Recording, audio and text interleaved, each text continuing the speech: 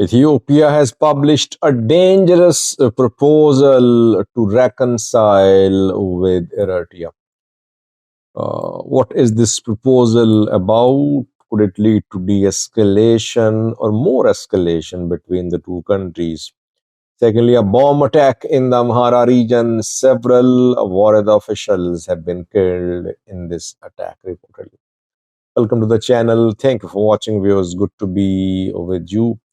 Let's start from the Amhara region, where a bomb attack has been carried out on a hotel in the region for the last 2 years.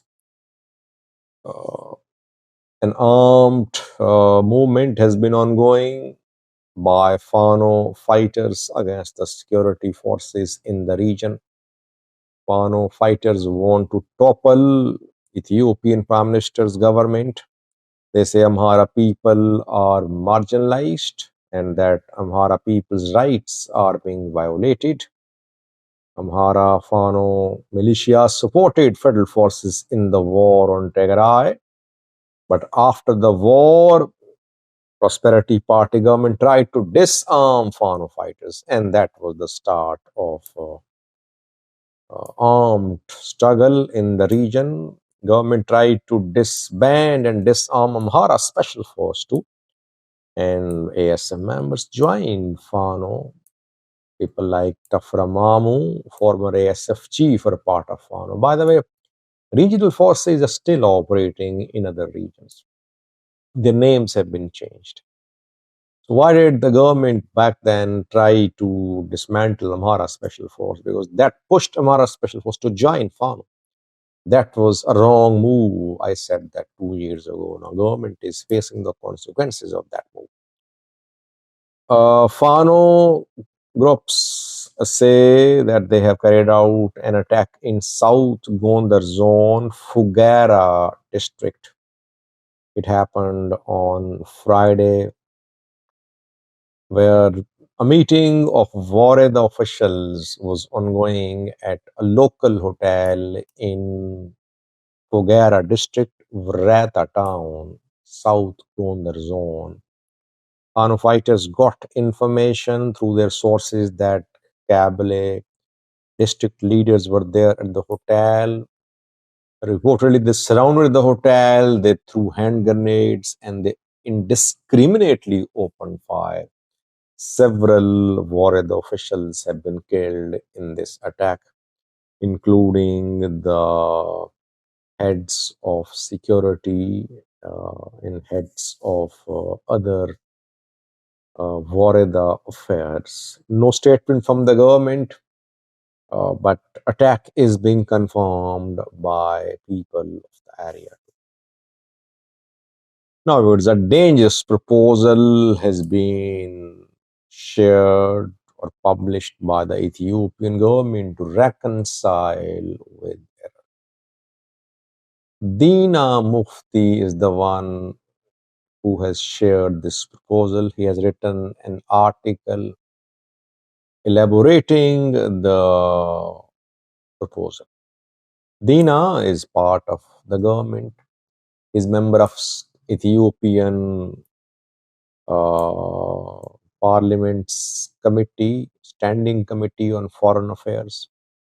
He worked as a spokesperson of the Ethiopian foreign ministry too. So he is PP, he's part of the government.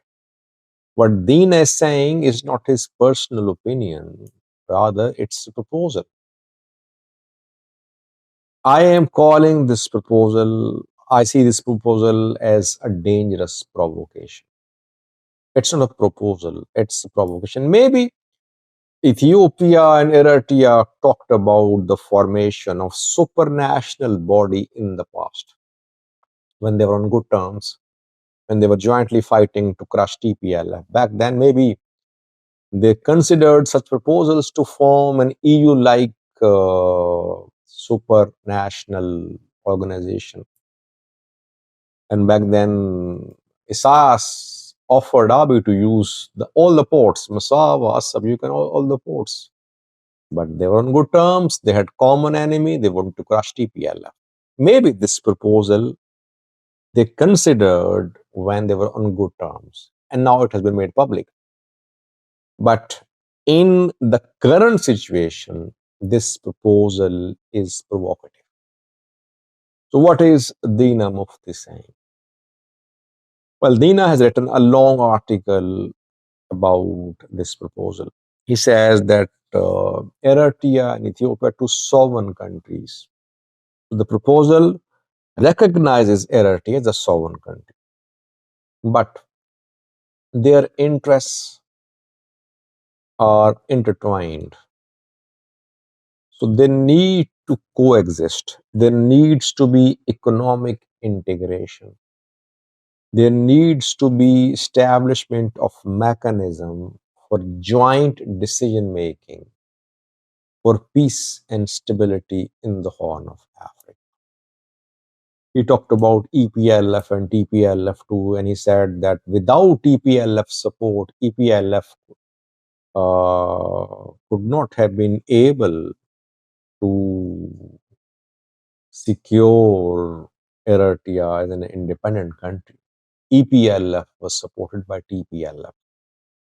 And then he talks about Ethiopia, Eritrea, 1998 war, then the recent Tigray war. He concludes that there needs to be a new understanding between Eritrea and Ethiopia to form a supranational body, a supranational setup like EU style. In Europe, European countries have formed EU. The countries are still sovereign countries, which are part of the EU.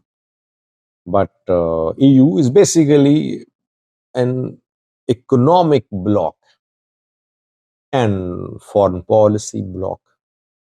To some extent, it's a mechanism for joint defense and security too. But the focus, I think, the main center of EU's establishment is economic integration. So Dina is proposing a similar setup in the Horn of Africa between Eritrea and Ethiopia. He's saying that there should be economic integration between the two countries. Ethiopia should be allowed to give sea access through Assab. Ethiopia should have unconditional full access to use Assab port. Borders should be opened, markets should be opened, and economic integration should happen. Secondly, political setups in the two countries can continue, but there should be some bodies for oversight and monitoring. And thirdly, he is suggesting that there should be joint defense and security mechanisms to protect the two countries. It's a long article. I try to sum it up for you. In current situation, when Eritrea is saying that Ethiopia wants to annex Eritrean territory, that Ethiopia wants to gain sea access to Eritrea by force, in present circumstances, this proposal is provocative, it's dangerous, it's bound to be rejected by Eritrea. This is not the time for making such proposals, for making such offers and suggestions.